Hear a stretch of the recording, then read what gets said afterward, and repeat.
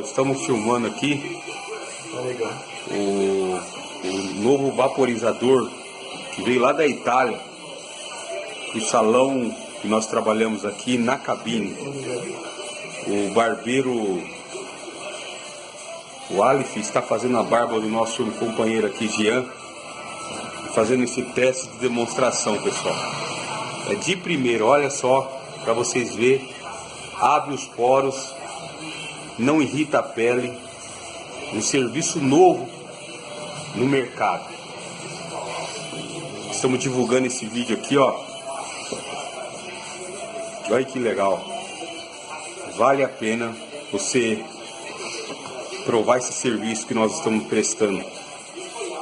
Um valor justo e um serviço de primeira linha mesmo. Eu garanto para você, você não vai se arrepender. Valeu a pena mesmo. Profissional. Olha o aparelho, olha. Tripé.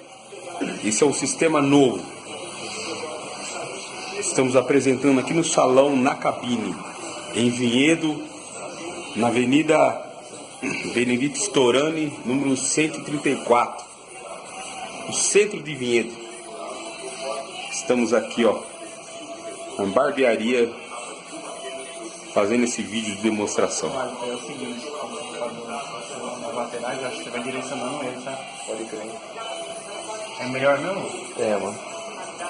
Olha só que legal. A definição da barba. Olha a definição, olha.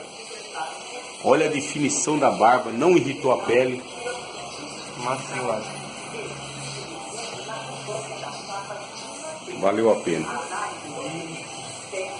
É isso aí, pessoal. Até a próxima, depois nós vamos fazer outros vídeos.